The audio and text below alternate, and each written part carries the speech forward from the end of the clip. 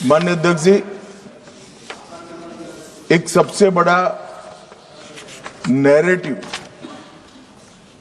खड़ा किया जा रहा है, भ्रांति फैलाई जा रही है कि ये जो 3 विधेयक है, संविधान संशोधन विधेयक और 2 कानून डिलिमिटेशन का और संघ क्षेत्र के चुनाव के कानून में बदलाव, वो आने से दक्षिण की क्षमता लोकसभा में बहुत कम हो जाएगी और हमारे दक्षिण के राज्यों को बहुत बड़ा नुकसान होगा। मान्यवर, मैं बिल जो सदन के सामने है, अब सदन की प्रॉपर्टी है, इसका प्रैक्टिकल इंटरप्रिटेशन कर कुछ चीजों को मैं बताना चाहता हूं। कर्नाटक राज्य में 543 के सदन में अभी 28 सीटें हैं और सदन की 543 सीटों की संख्या के 5.15% कर्नाटक के सांसद यहां पर आते हैं। ये बिल पारित होने के बाद, संविधान संशोधन होने के बाद कर्नाटक की संख्या हो जाएगी 28 से बढ़कर 42 और प्रतिशत लोकसभा में 816 में हो जाएगा 5.14। तो जरा भी नुकसान कर्नाटक को नहीं होगा। दूसरा राज्य है आंध्र प्रदेश, इनकी अभी 25 सीटें हैं आंध्र प्रदेश की और अब की स्थिति में उसका प्रतिशत प्रतिनिधित्व 4.60 है, 4.60। अब इसमें भी 50% लगभग वृद्धि होगी, तो सीटें हो जाएगी 38 और 4.60 की जगह 4.65% उनकी शक्ति हो जाएगी। तेलंगाना में 17 सीटें हैं अभी और उनकी शक्ति 543 के सदन में प्रतिशत 3.13 है। अब उसमें 50% की वृद्धि होगी और सीटें हो जाएगी 26 और 3.13 की जगह 3.18% उनकी क्षमता होगी। तमिलनाडु, इतने सारे लोग काले कपड़े पहनकर आए हैं, मैं तमिलनाडु की जनता को भी आश्वस्त करना चाहता हूं कि आपकी शक्ति कम नहीं होगी, बढ़ रही है। मान्यवर, अभी 39 सांसद तमिलनाडु राज्य से चुनकर यहां आते हैं और 543 के सदन में उसके प्रतिशत है 7.18% और अब 50% वृद्धि के बाद सांसद लगभग हो जाएंगे 59 और इनकी नए सदन में 816 के सदन में प्रतिशत में संख्या हो जाएगी 7.23। मैं फिर से एक बार रिपीट करना चाहता हूं, अभी तमिलनाडु की सदन में प्रतिशत स्ट्रेंथ 7.18% है, वो बढ़कर हो जाएगी 7.23। तो तमिलनाडु को भी कोई नुकसान नहीं है। केरला में 20 सांसद हैं, 3.68% इनका स्ट्रेंथ है, 20 की जगह 30 सांसद होंगे और 3.68 की जगह होगा 3.67। अब कुल मिलाकर दक्षिण का जो पूरा नैरेटिव बनाया जाता है, उसको अगर हम सोचते हैं तो अभी 543 सीटों में जो आपके द्वारा बनाया गया है, उसमें 129 सांसद इस सदन में बैठते हैं।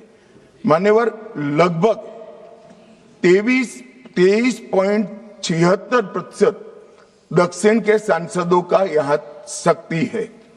अब 50% वृद्धि होने के बाद 129 की जगह 195 सांसद बैठेंगे और उनकी शक्ति 23.97% मतलब 24% होगी। तो शक्ति बढ़ नहीं रही है, कम नहीं हो रही है, बढ़ रही है। तो कृपया कोई भी एक मिनट मेरा समाप्त होने दीजिए। अरे पर समाप्त तो होने दीजिए। अरे पर बीच में कैसे करेंगे आप? मैं अभी बैठ जाइए, उसका भी जवाब देता हूं। आपको जवाब चाहिए ना, देता हूं। मान्यवर, कृपया ये बिल के जो इंटरप्रिटेशन है, इसको अधिकृत रूप से बिल को पायलट करने वाले मंत्री के रूप में मैं इस सदन के सामने रख रहा हूं। मैं मेरी जिम्मेदारी समझ रहा हूं। जो भ्रांति फैला रहे हैं वो शायद न समझते हैं, तो उसके लिए मेरा कोई टिप्पणी नहीं है। मान्यवर वेणुगोपाल जी कह रहे हैं कि किसने कहा? मैं अमित शाह भारत का गृह मंत्री कह रहा हूं, जो इस बिल को पायलट किया। दूसरी बात,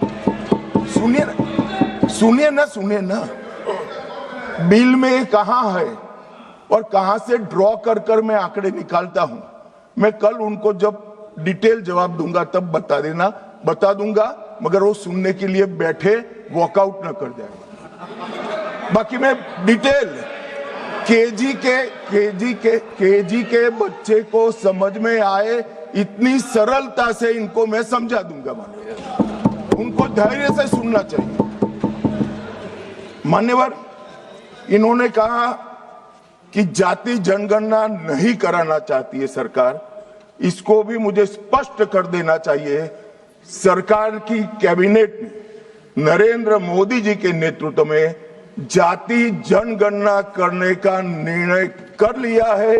अगली जनगणना जाति जनगणना होने वाली है। एक भ्रांति फैलाई जा रही है कि अभी जो प्रश्न पूछे जा रहे हैं उसमें जाति का जिक्र नहीं है। मान्यवर, जनगणना जिनका डिटेल अभ्यास है उनको मालूम होगा, जनगणना 2 हिस्सों में होती है। पहले सभी मकानों को इंगित किया जाता है और उसके बाद में जो बिल्डिंग्स होते हैं इसके अंदर रहने वाले बंदों को इंगित किया जाता है। तो बिल्डिंग की अभी तक कोई जाति की व्यवस्था हुई नहीं है, होगी तब इसको भी गिन लेंगे। अभी तक बिल्डिंग की कोई जाति व्यवस्था नहीं है। मान्यवर, जब व्यक्तियों की जाति गिनी जाएगी तब जाति जनगणना का सवाल आएगा।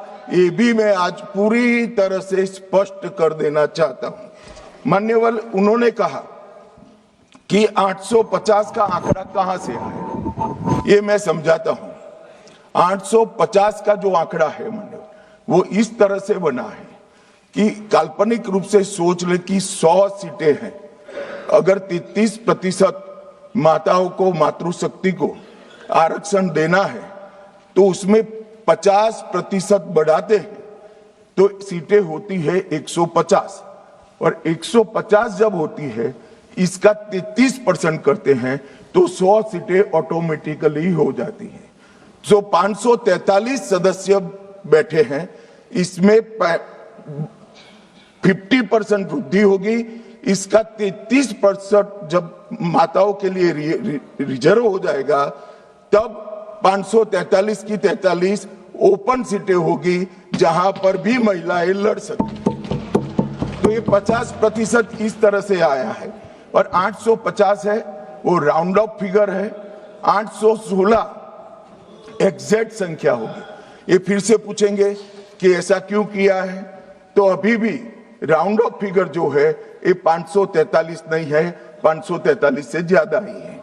अब उन्होंने कहा कि वृद्धि कैसे करोगे आप? 550 इतना तो समझ जाएंगे भाई। मैं केजी कहा तो तुम 7 अर्थ में केजी की तरह करने लगे। मान्यवर, इन्होंने कहा कि ये बिल में लिखा नहीं है। सांसद ज्योतिमणि और दक्षिण के कई सारे सांसदों ने कहा, मेरा कल समय ले ले, मैं पढ़वा दूंगा। वैसे समय लेने की जरूरत भी नहीं है। कल मैं सदन के सामने ये डिटेल पूरा देश समझ पाए इस तरह से समझा दूंगा। मान्यवर, डीलिमिटेशन कमीशन का जिक्र है कि डीलिमिटेशन कमीशन में आप आपके लोग बिठा दोगे, ये करोगे, वो करोगे। तो मैं माननीय सदस्य प्रियंका जी को कहना चाहता हूं, हमने डीलिमिटेशन कमीशन एक्ट के अंदर कोई बदलाव नहीं किया है। फुल स्टॉप कोमा में आपका डीलिमिटेशन कमीशन एक्ट को हमने रिपीट किया है। अगर आपने उस वक्त मैनिपुलेशन किया है तो मैं इतना कह सकता हूं, आप कह रही हो कि इससे मैनिपुलेशन होगा, तो आपने अगर उस वक्त ये एक्ट का उपयोग कर कर मैनिपुलेशन किया होगा तो मैं इतना कर सकता हूं कि हम नहीं करेंगे और मैं कुछ नहीं कह सकता। मान्यवर, एक वाक्य आया कि तमिलनाडु बंगाल में चुनाव हो रहे हैं और ये नया एक्ट आ गया। मान्यवर,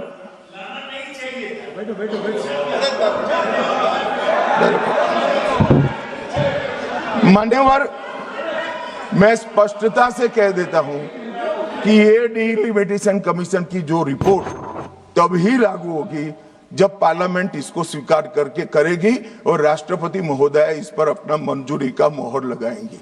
तो ये 2029 के पहले होने का सवाल नहीं है। 29 तक भी जो चुनाव होंगे वो सारे पुरानी सीटों पर ही होंगे, पुरानी व्यवस्था में होंगे। तो अखिलेश जी को भी डरने की जरूरत नहीं है। यहाँ 27 की बात करो, यहाँ हालांकि वो जीतेंगे नहीं, वो अलग बात है, मगर डरने की जरूरत नहीं है। यहाँ पर कहा गया कि सत्ता बनाए रखने की लालसा में ला गया है। मान्यवर, ऐसा जो लोग कहते हैं कि कुछ नेता 130 करोड़ की आबादी के जनमत को मैनिपुलेट कर सकते हैं, वो हमारी शक्तियों के आकलन बहुत ज्यादा कर रहे हैं। हम तो उस बात में मानने वाले हैं, लोकतंत्र में सत्ता नागरिक के वोट से और नागरिक के दिमाग से ही तय होती है। राजनेता, राजनीतिक पार्टियां नहीं कर सकती।